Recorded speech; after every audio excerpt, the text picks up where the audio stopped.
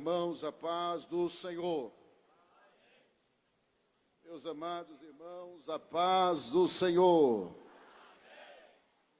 Quero expressar a minha alegria e gratidão a Deus e ao nosso pastor presidente, pastor Ailton José Alves, pela oportunidade de retornar à cidade de Vitória, participando desta feita de mais um congresso de jovens. Quero louvar a Deus pela vida do pastor Manuel Anísio, de toda a sua família. Pastor Manuel Anísio é um amigo, é um pai, e eu tenho uma estima e consideração muito grande por ele, um carinho enorme pela sua esposa, por todos os filhos. Eu quero louvar a Deus pela vida dos pastores que aqui estão, pastor Eurico, este servo de Deus, evangelistas Leonardo, Zaqueu, todos os demais presbíteros, Eliabe, presbítero Josafá, que cantou, os demais que estão na luta, organizando esse trabalho, aos congressistas jovens do sexo feminino e masculino, a toda a igreja de Vitória. Rogo as vossas orações para que Deus nos conceda uma palavra e que no fim o nome de Deus seja glorificado. Quem vai estar orando e glorificando ao Senhor, levante a mão assim, já comece a dar glória para Ele, comece a adorar a Ele, comece a glorificar a Ele. Aleluia. Eu quero, queridos irmãos, conforme a orientação do pastor Anísio, convidar você, por gentileza, essa mão que você levantou, agora você abre a Bíblia Sagrada, a palavra de Deus, no Evangelho segundo escreveu João, capítulo de número 8, versículo de número 12. Abra sua Bíblia, por gentileza.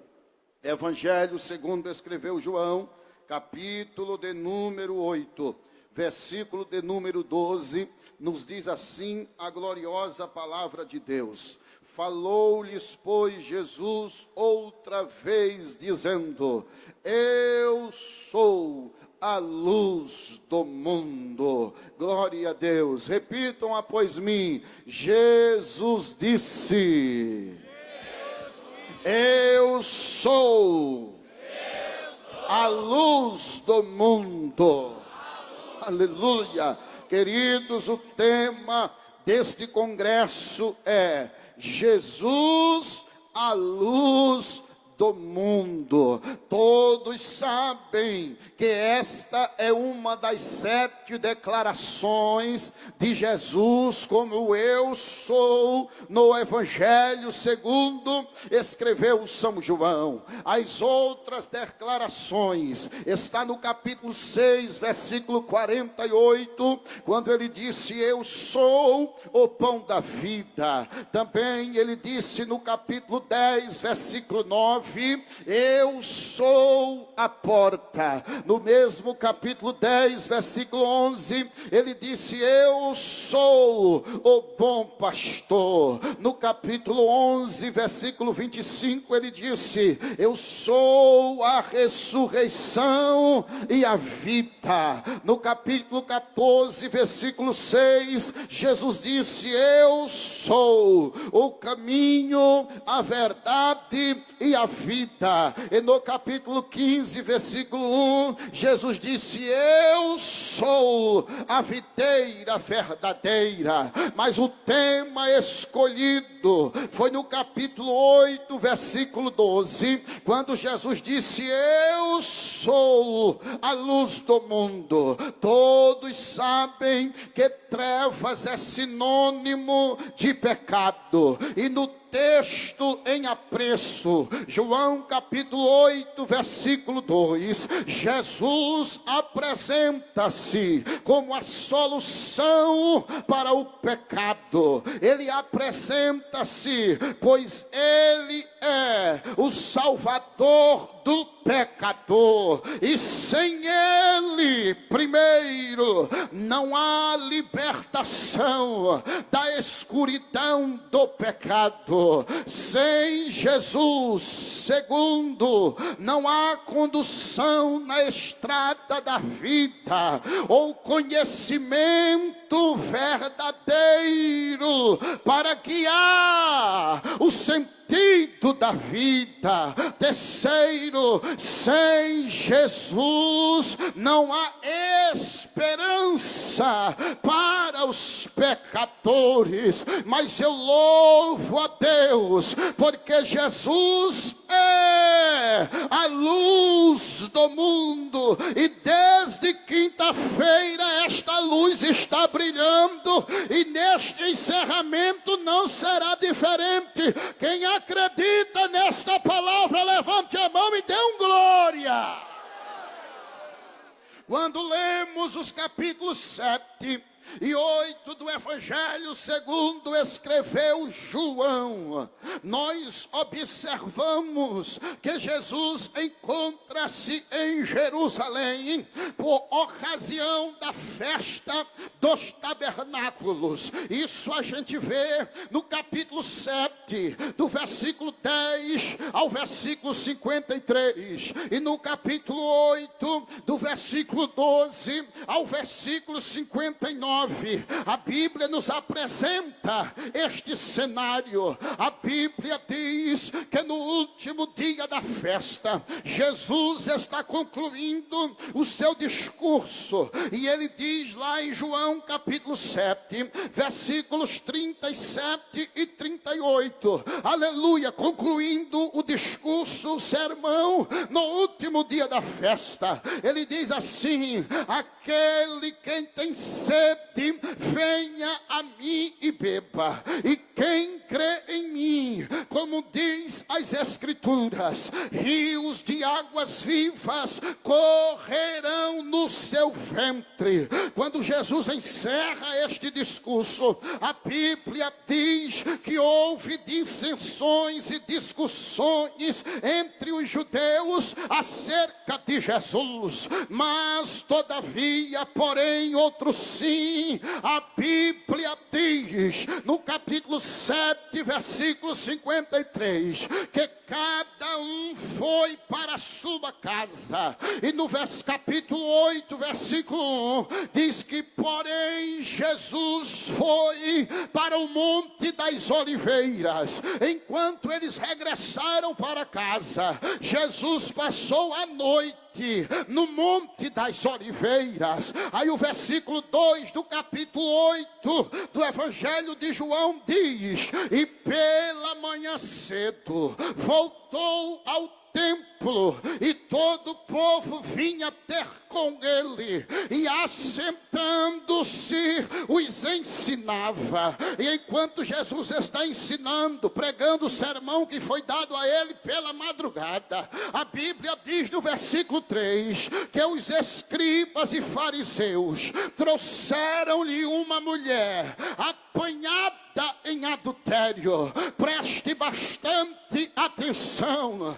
Eu disse que o texto de João capítulo 8, versículo 12, Jesus apresenta-se como a solução para o pecado. Aleluia. Agora eu quero abrir um parêntese e quero dizer para vocês que aqui estão em alto e bom som. O texto que está escrito em João, capítulo 8, versículo do 1 ao 12, não foi inserido aqui por acaso. Aleluia.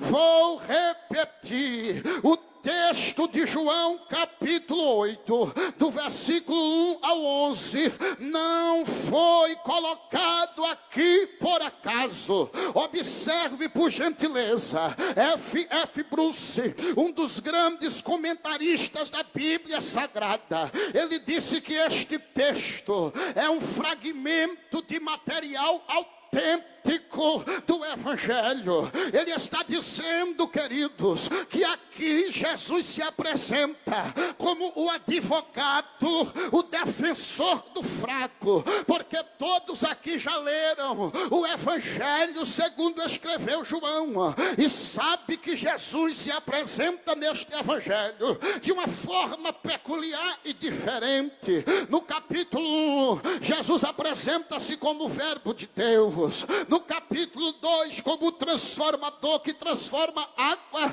em vinho. No capítulo 3, como grande mestre. No capítulo 4, como célebre ganhador de almas. No capítulo 5, como médico por excelência. No capítulo 6, como o pão da vida. No capítulo 7, como a água da vida. No capítulo 9, como a visão do cego. No capítulo 10, como o bom pastor. No capítulo 11, como a vida para os mortos. No capítulo 12, como o grande rei. No capítulo 13, como servo fiel. No capítulo 14, como o caminho, a verdade e a vida. No capítulo 15, como a videira verdadeira. No capítulo 16, como doador do Espírito Santo. No capítulo 17, como nosso intercessor. No capítulo 15, como Cristo sofredor. No capítulo 19, como Cristo crucificado. No capítulo 20, como Cristo ressuscitado. E no capítulo 21, Jesus apresenta-se como restaurador de vidas. Mas é no capítulo 8 que ele apresenta-se como advogado. Olha para a pessoa que está ao seu lado e diz: Jesus nesta noite é advogado. Diz para ele: defensor dos fracos. Oh glória! Olha o que disse João na primeira epístola, capítulo 2, versículo 1: meus filhinhos, estas coisas vos escrevi para que não pequeis. E se alguém pecar, nós temos um advogado para com o Pai. Como é o nome dele, João? Jesus Cristo, o justo.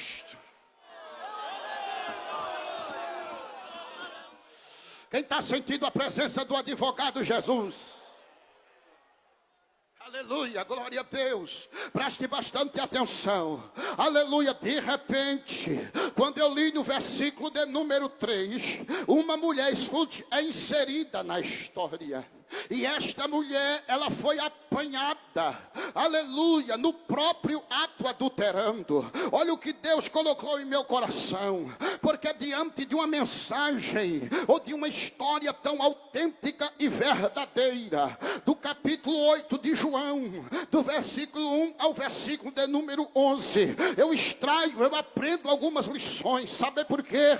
Porque aquela mulher adúltera, ela simboliza, sabe quem? A minha pessoa. Aquela mulher adúltera, ela simboliza você. Aquela mulher adúltera, ela simboliza todos nós. Ela é colocada diante de Jesus. Olha o que diz os versículos 4 e 5. Olha a primeira lição que eu aprendo aqui. Escuta por gentileza. A Bíblia diz assim: e pondo-a no meio, disseram-lhe: mestre, esta mulher foi apanhada no próprio ato adulterando. Versículo 5: e na lei nos mandou Moisés que as tais sejam apedrejadas. Aí eles dizem assim: tu pois que dizem, diante de uma situação tão difícil, olha o que é que eles dizem para Jesus. Tu pois que dizem, diante de uma situação tão complexa, olha o que eles fazem com Jesus.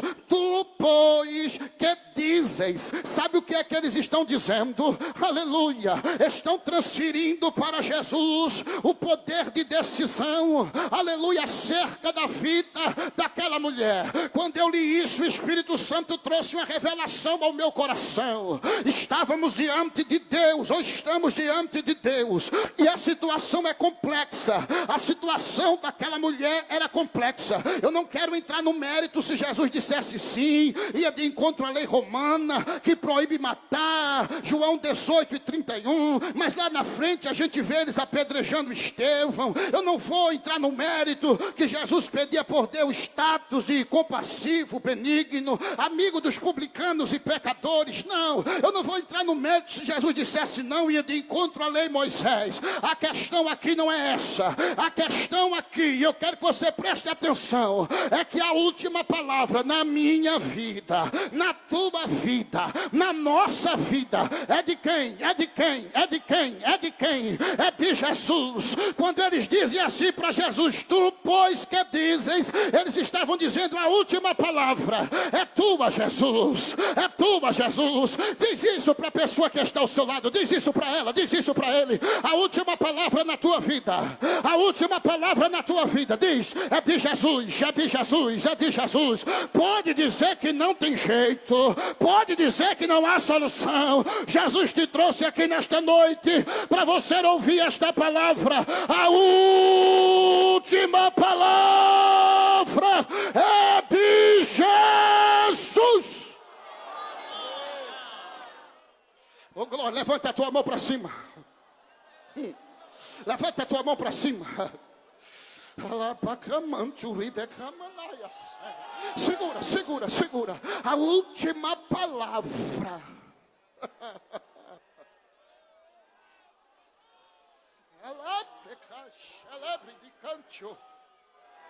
A última palavra é de Jesus. Oh glória a Deus. Versículo 6 diz assim, presta atenção. E isto dizia eles, tentando, para que tivessem de que o acusar. Mas olha o que Jesus faz. Mas Jesus, inclinando-se, escrevia com o dedo na terra. Versículo de número 7. E insistindo, perguntando-lhe, endireitou-se e disse-lhe. Jesus vai confrontar eles com a própria consciência deles. Se alguém dentre vós está sem pecado, que atire a primeira pedra contra ela. Escuta, eles foram condenados e acusados pela própria consciência. Jesus está no pátio das mulheres sentado ensinando. Do outro lado os acusadores, do meio a mulher. As pedras já estão na mão. Mas Jesus diz para eles, quem não tiver pecado, ou está sem pecado, atire a primeira pedra contra ela. Escuta por gentileza, nesses últimos dias, o diabo não vai apenas cegar o entendimento das pessoas, conforme Paulo disse em 2 Coríntios capítulo 4, versículo 4. O diabo vai cauterizar as mentes das pessoas.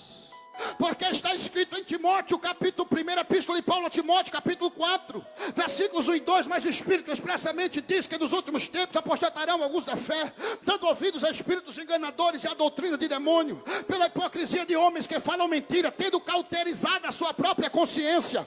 Mente cauterizada, calam, silenciam a voz da consciência, porque quando estamos em falta com Deus, a consciência acusa. Como assim, irmão Wesley Janai? Lucas Evangelho, capítulo 22, versículos 61 e 62. O Senhor disse assim para Pedro, antes que o galo cante 3 vezes me negarás. Quando ele negou a terceira vez, a Bíblia diz que o galo cantou. Ele lembrou-se da palavra do Senhor. Ele olhou para Jesus, Jesus olhou para Pedro. Jesus não disse mais nada, mas a consciência falou e disse, tu estás em falta com ele, Pedro. A Bíblia diz que ele saiu para fora e chorou amargamente.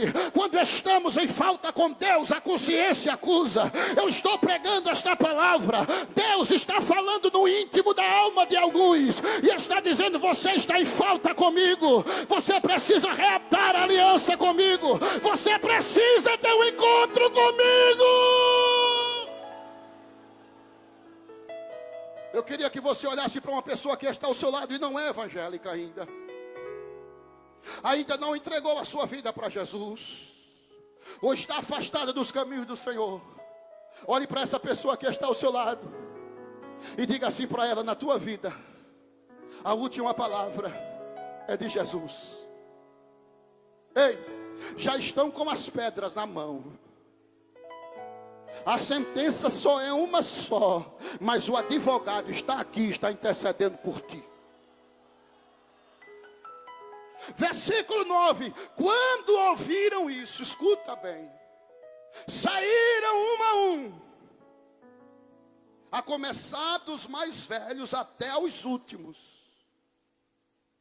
Ficaram só Jesus e a mulher que estava no... Agora é o mais lindo, é agora, versículo 8, eu pulei. E é a segunda lição que eu aprendo. Quando Jesus manda tirar a pedra, a consciência deles acusam. As pedras nas mãos começam a cair, porque eles estavam em falta com Deus, e começam a ir embora. A Bíblia diz que Jesus, tornando-se a inclinar, escrevia na terra. Sabe qual é a segunda lição que eu aprendo aqui? Uma nova história será escrita. Eu vou repetir que você não entendeu. Quando Jesus torna a segunda vez, ele escreve com o dedo na terra, ergue-se, confronta eles e volta a escrever. Na Bíblia, no Antigo Testamento, em Êxodo 31:8, Jesus escreveu nas tábuas dos 10 mandamentos.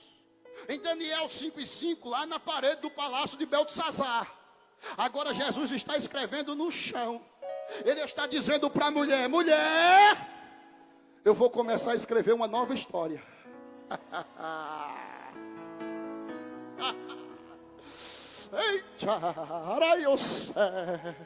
Eu queria que você dissesse para esse irmão: agora não deixe de dizer não. Olhe para ele que está à sua direita, à sua esquerda. Diga para ele: essa nova história. Diga, não, está muito fraco. Parece que eu não estou em Vitória. Diga para ele assim: essa nova história será escrita pelo próprio dedo de Deus.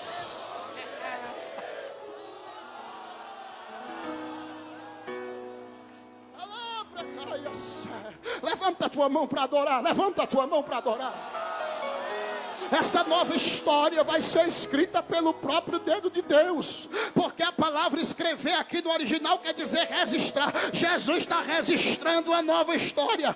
Ei, quem foi que disse que a tua história acaba aqui? Quem foi que disse que a tua história vai ter esse fim amargo e cruel? Jesus está colocando um ponto e vírgula e está dizendo: eu vou continuar.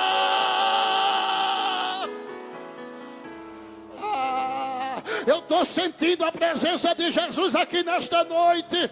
Eu estou sentindo a presença de Jesus. Jesus vai começar a escrever novos capítulos.